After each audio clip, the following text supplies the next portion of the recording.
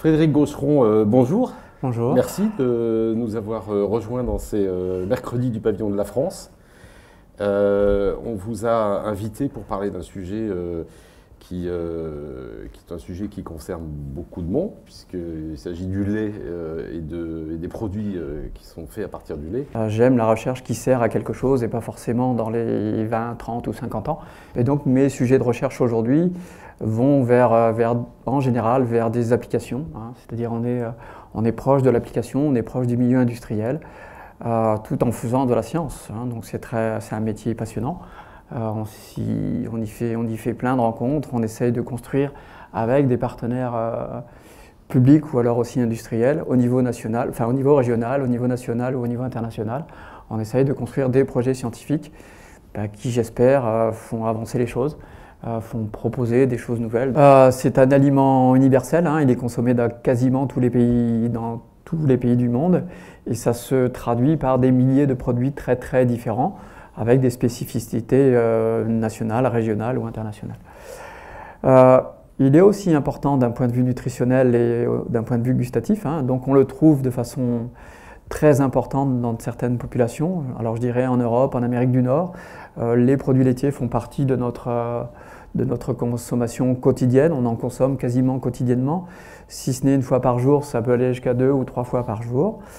Alors ils sont importants nutritionnellement parce qu'ils constituent ils contribuent à notre état de santé. On y trouve des protéines, de la matière grasse, des lipides, des minéraux, de l'eau, donc tout ce qu'il faut pour qu'un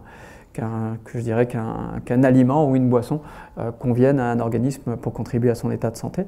Puis n'oubliez pas, le lait, il n'est pas initialement fait pour devenir du camembert ou du gruyère. Le lait est initialement prévu pour participer à la croissance du nouveau-né, au développement du nouveau-né. Et donc, c'est un liquide qui est très riche et qui va contribuer aussi à cette croissance. Et puis, gustativement, je vous l'ai dit aussi tout à l'heure, il y a de nombreux produits laitiers, des milliers de produits laitiers à disposition, avec des goûts très très différents. Et qui donne une palette de dégustation très, très agréable à ceux qui le consomment. Par ailleurs, c'est un aliment qui est très étudié. C'est probablement dans tous les produits alimentaires, quand on prend les fruits, les viandes, les légumes, etc.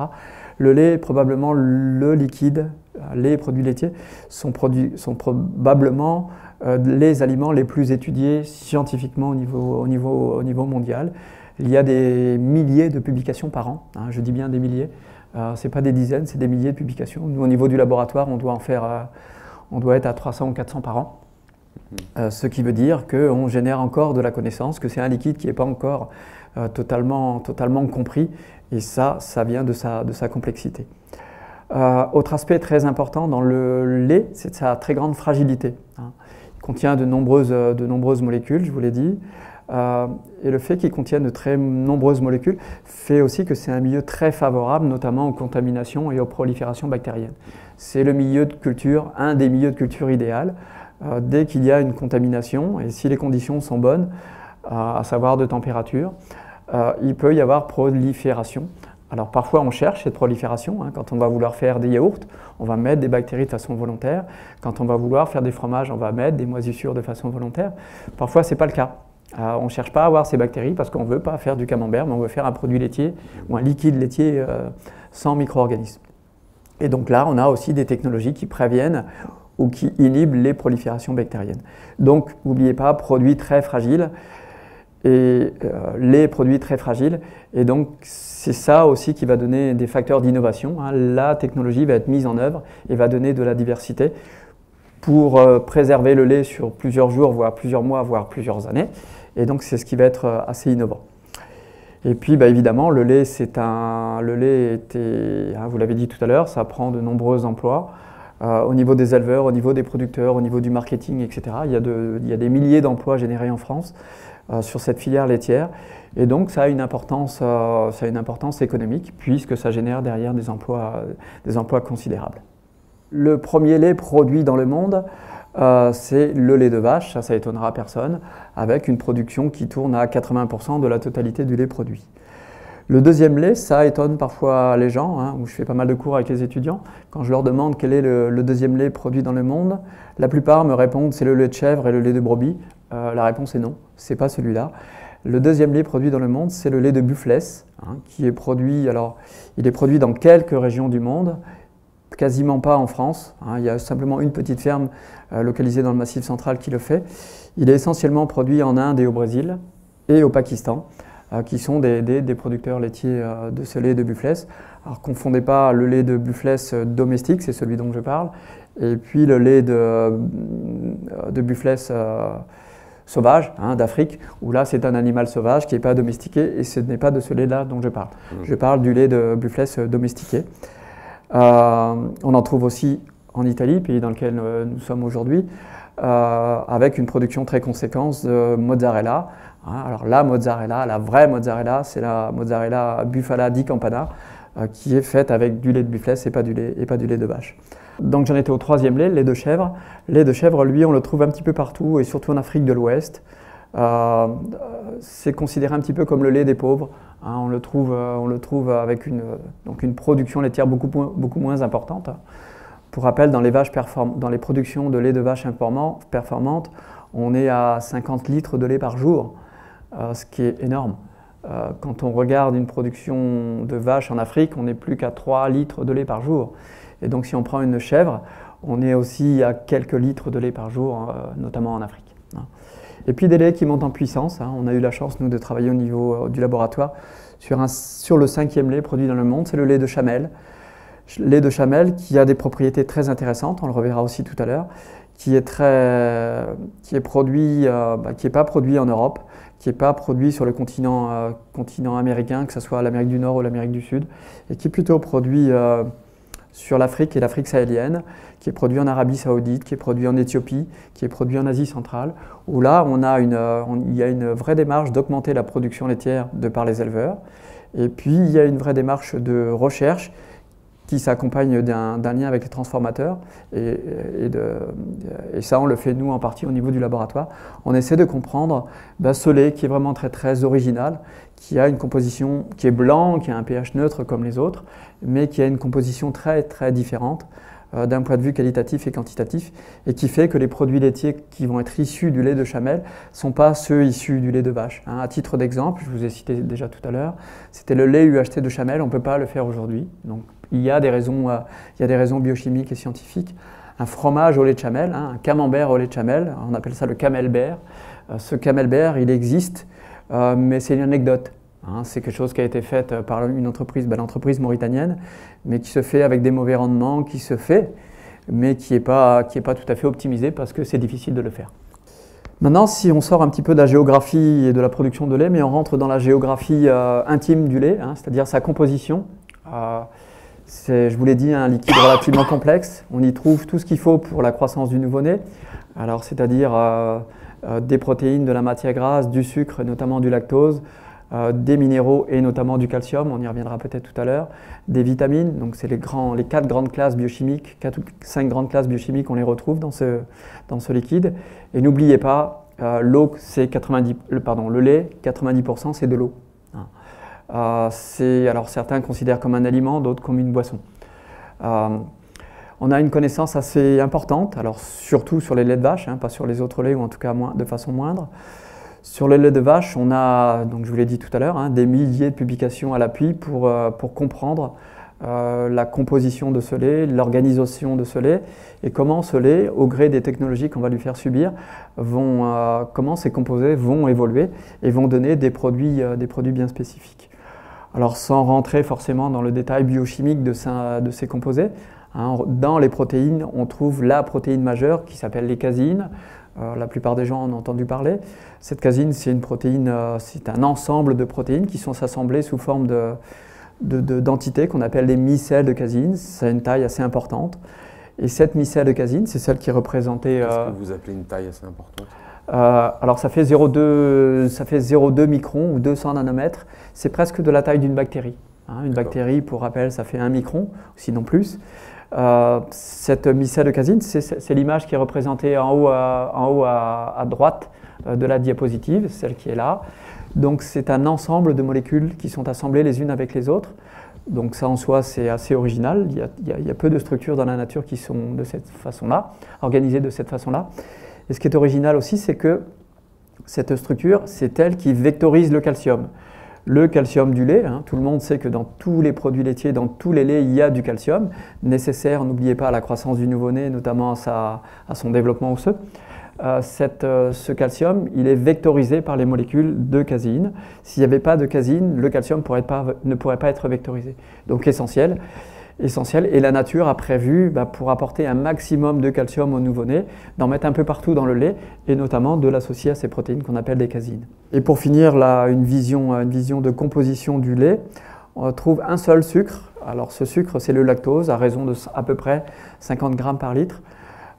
C'est un sucre qui va apporter de l'énergie au nouveau-né qui va le consommer. Et puis, c'est un acteur aussi essentiel que les autres éléments quant à la transformation du lait, puisque c'est lui qui va être fermenté notamment, le processus de fermentation. On va le retrouver dans la fabrication fromagère, on va le retrouver dans la fabrication des yaourts, des laits fermentés. Et donc, c'est ce sucre-là qui va être transformé par un tas de réactions métaboliques pour aboutir en général à de l'acide lactique et à divers composants qui vont générer des arômes, des goûts très particuliers, des laits fermentés. Un lait sans lactose, ça n'existe pas, et un produit laitier dans lequel on aura éliminé le lactose, ça existe, mais c'est très rare. À titre d'exemple, le lait sans lactose, le lait de consommation sans lactose, on le trouve aujourd'hui. Alors ça, c'est plutôt pour des raisons d'intolérance au lactose que l'on peut trouver ou de malaise au lactose, ou difficulté du lactose pour certaines personnes à être digéré.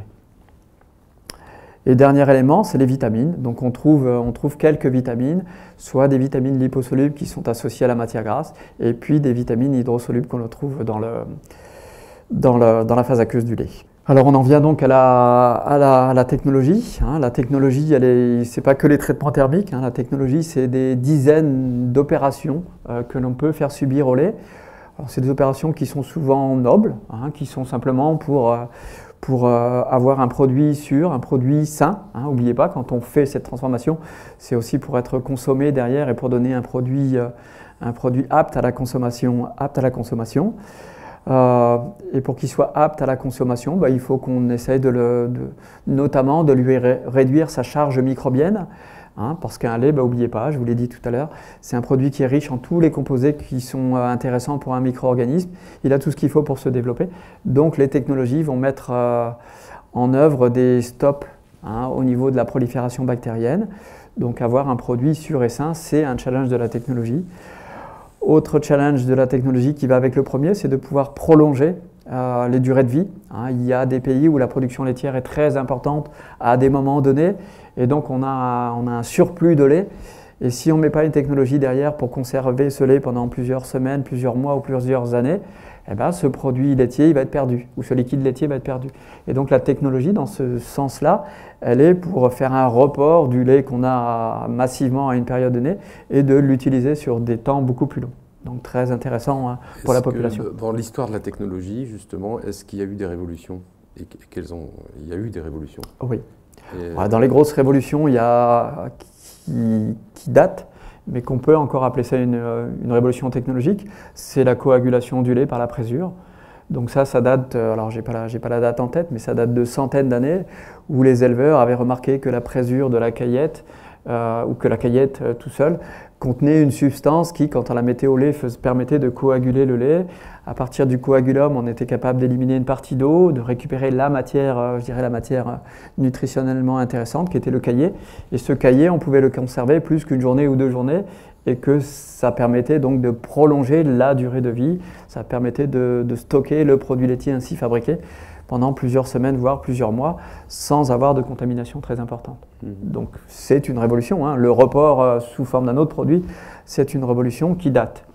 La découverte des bactéries acidifiantes permettant la fermentation, mais des bonnes bactéries, là aussi c'est une révolution. Donc il y a encore un tas de recherches pour chercher des nouvelles bactéries qui permettent de fermenter le lait au mieux et d'avoir des produits gustatifs très intéressants.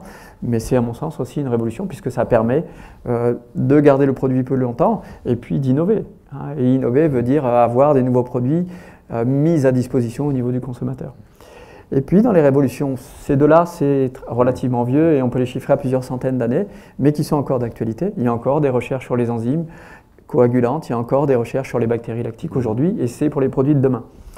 Une révolution qui vient du laboratoire, c'est les technologies à membrane. Technologie à membrane, c'est donc une opération technologique. Là, on n'utilise pas ni des bactéries ni des enzymes. C'est une opération technologique qui peut se résumer à la filtration du lait. Donc, on fait différents types de filtration. Là, le filtre a différents seuils de coupure, c'est-à-dire de la taille des trous du filtre peut être petite, moyenne ou grande, en simplifiant. Et en filtrant du lait ou des liquides laitiers, on peut récupérer des fractions. Et ces fractions sont celles qui vont être capables de passer à travers ou celles qui ne vont pas être capables de passer à travers. Et donc, on va faire ce qu'on appelle du cracking du lait. On va récupérer des constituants qui nous intéressent. Alors, ça peut être des protéines, ça peut être des minéraux, ça peut être des protéines qu'on aura cassées en deux, en 3 ou 1 millier de morceaux par des enzymes pour obtenir des peptides. Et donc, donner des nouvelles molécules, issues des premières, mais des nouvelles molécules, et qui, elles, peuvent également avoir des, je dirais, des vertus, ou des propriétés nutritionnelles, c'est-à-dire d'avoir des vertus santé. Aujourd'hui, il y a des recherches qui montrent que certains peptides, donc parties de protéines, issues des protéines laitières, ont des vertus sur la coagulation, sur la pression artérielle, sur le système immunitaire. Donc un tas de propriétés santé intéressantes que l'on peut mettre en avant, des propriétés anti-stress, que l'on peut également mettre en avant à partir de peptides laitiers. Et en 100 ans, on a fait un saut énorme. On a fait un saut énorme en termes de connaissances, on a fait un saut énorme en termes de gestion des laits, et on a fait un saut énorme dans la qualité des produits laitiers que l'on consomme aujourd'hui et que l'on consommera demain. Alors dans les produits laitiers, je vous ai parlé un petit peu des technologies, plutôt des outils de traitement thermique, des outils de séchage, des outils de filtration, etc. Il ne faut pas oublier qu'il y a le rôle des micro-organismes dans les produits laitiers. Ils sont super importants. Ce sont aussi des outils. Alors ce ne sont pas des outils avec des boulons, ce sont des outils avec une batterie d'enzymes, avec une batterie de matériel biologique qui est aussi capable de transformer le lait, et je dirais de façon positive. On déclare la guerre aux bactéries négatives, à la flore négative, mais on donne beaucoup de recherches, on donne beaucoup d'argent pour essayer d'acquérir des connaissances sur ces outils biologiques, qu'on va dire microbiologiques, que l'on utilise dans l'élaboration de produits laitiers. Alors évidemment, il n'y a pas que des bactéries, il y a des levures, il y a des moisissures. À titre d'exemple, je vous l'ai mis sur la diapositive, on trouve dans un yaourt, on trouve 10 puissance 7 à 10 puissance 9 bactéries par gramme de yaourt. Donc c'est énorme, on passe le milliard. Et donc ces outils biologiques, ils sont importants, et c'est eux qui ont contribué à la fabrication du yaourt. Si on prend un camembert, qui est typiquement un des fromages français, il n'y a pas qu'une ou deux bactéries, il y a plusieurs espèces. Et notamment et là, on va prendre une moisissure bien particulière, parce que la connaissance nous permet de proposer cette souche. Là, on va prendre un Penicillium camemberti. Si on prend le Roquefort, un autre type de fromage, vous prendrez un Penicillium roqueforti. Si vous prenez un Emmental, vous prendrez une autre bactérie, Propionibacterium freudenreichi. Donc nom un peu compliqué, mais compliqué parce qu'il y a une connaissance derrière qui nous a permis de proposer ce genre de micro-organismes. Donc sur les fromages, on a parlé des fromages, de quelques types de fromages. Là aussi, il y a une très grande diversité. Là aussi, le schéma est très complexe. On part de laits qui peuvent être de nature très différente. Ça peut être du lait cru, ça peut être du lait traité thermiquement. On va cailler le lait. Alors cailler le lait, ça va être une enzyme, ça va être des bactéries différentes, ça va être des levains différents qui vont donner déjà la spécificité du futur fromage. On va obtenir un caillé. Ce caillé va être pressé, pas pressé, chauffé, pas chauffé, salé, pas salé, salé d'une façon, salé d'une autre, affiné, pas affiné. Bref, un tas de variations autour de ce schéma qu'on peut lire de façon linéaire. Et en marron, vous avez les variables qui existent. Et donc, de ce schéma, il en sort des dizaines, voire des centaines de paramètres qu'il faut, sinon maîtriser, en tout cas on les subit. Et ça va donner lieu à une diversité fromagère. Alors c'est aujourd'hui connu, mais ça fait partie des produits laitiers de demain. Ça, c'est pas de l'innovation forte, encore que pour certains aspects ça peut l'être. C'est déjà existant. On sait aujourd'hui comment on fait un Roquefort, on sait comment on fait un Camembert, on sait comment on fait un Emmental, et il faut le garder. Mais on peut mettre des variables autour de tout ça pour comprendre et aussi pour créer de la diversité derrière. Et donc ces produits laitiers, ces schémas technologiques, ce sont aussi des produits laitiers pour demain. Autre tendance pour les produits de demain, j'en ai parlé aussi un petit peu, hein, c'est les produits laitiers santé. Hein. Avant, c'était plutôt les produits traditionnels et les produits existants. Les tendances de demain, alors aussi parfois accompagnées de marketing, ce sont les produits santé. Alors, qu'est-ce que veut dire produits santé? Aujourd'hui, les gens, alors pas forcément les pays du Sud, mais plutôt les pays du Nord, cherchent en même temps à se nourrir, donc à se nourrir, à avoir du plaisir gustatif, hein, parce que les produits laitiers en général sont des produits organoleptiquement très agréables à consommer, et puis à prendre soin de sa santé. Hein. Et donc la recherche, elle va aussi dans le sens de trouver dans le lait ou les dérivés laitiers des constituants qui peuvent améliorer l'état de santé. Alors c'est surtout pas des médicaments, hein, on a longtemps parlé d'alicaments. Ce n'est pas tout à fait ça le concept ici que je voudrais développer, mais c'est plutôt de dire le lait, les produits laitiers contiennent potentiellement des molécules qui sont à nous de le démontrer, qui peuvent être intéressantes. Hein. Et est-ce que le lait contient potentiellement des molécules qui sont mauvaises pour nous? Alors à ma connaissance, non. Alors il y a tout un débat. Oui. Ouais. Alors il y a tout un débat sur. Il y a 3 ou 4 débats. Il y a un débat sur la matière grasse. Le lait contiendrait trop de matière grasse avec des acides gras saturés, et les acides gras saturés contribueraient au développement de maladies cardiovasculaires. Alors c'est probablement vrai. Ceci dit, il faut consommer des litres ou je dirais des kilos de beurre pour arriver à avoir Je pensais plutôt aux allergies, au développement. Oui. Donc ça c'est une deuxième raison. Donc il y a des allergies aux protéines laitières, hein, donc à ne pas confondre avec intolérance, qui n'est pas tout à fait la même chose, on y reviendra. Donc l'allergie, ça veut dire que c'est une molécule qui est considérée, quand vous la consommez, qui devient étrangère. Et qui devient étrangère au point de devenir un agresseur. Et donc votre organisme va réagir contre cet agresseur en développant des allergies. Donc c'est vrai que ça existe sur le lait, ça existe sur les protéines d'œufs, ça existe sur d'autres produits alimentaires.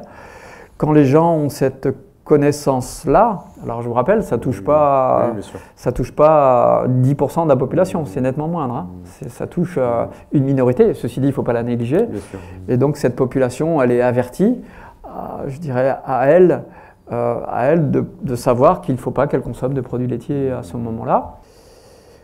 Autre aspect, et probablement dans les derniers aspects que je voudrais développer, c'est que ces produits laitiers, notamment les protéines, sont des protéines intéressantes parce qu'elles ont des propriétés dites fonctionnelles. Alors qu'est-ce que veut dire fonctionnel? Ça peut être des propriétés émulsifiantes, c'est-à-dire ça favorise l'émulsion, ça favorise la dispersion de la matière grasse au sein d'une phase aqueuse. Elles ont des propriétés gélifiantes, des propriétés moussantes, viscosantes, elles ont des propriétés de rétention d'eau aussi, qui peuvent être intéressantes dans l'élaboration de formules un petit peu plus complexes. Hein. Donc pour finir, et je dirais qu'en conclusion, j'espère vous avoir démontré qu'on a vraiment une très très grande diversité des laits et des produits laitiers. Hein, aujourd'hui, c'est comme ça, mais je pense que demain, ça va encore s'agrandir de par la recherche. On a à disposition aujourd'hui des laits avec une qualité, des laits et des produits laitiers qui ont vraiment une qualité microbiologique contrôlée. Alors ça, c'est vrai dans les pays du Nord, hein, dans les pays industrialisés. Il y a du travail à faire dans les pays du Sud, où là, je vous l'ai dit, la connaissance, il est nécessaire de la transférer pour apprendre à contrôler le lait, pour maîtriser la chaîne du froid, de façon à avoir des qualités de lait irréprochables pour faire des produits laitiers irréprochables. On est capable aujourd'hui d'avoir des produits laitiers avec des textures, avec des rhéologies, c'est un petit peu les mêmes termes, bien particulières mais aussi maîtrisées et désirées. On est capable aujourd'hui aussi de maîtriser le goût, hein, d'avoir des goûts adaptés à toute la population, donc avec la très grande diversité qu'on peut proposer. Et puis avoir des effets, c'est vraiment dans les dernières tendances de ces quelques dizaines de dernières années, d'essayer de trouver des arguments et des faits expérimentaux avérés pour proposer des produits laitiers qui ont des effets bénéfiques sur la santé.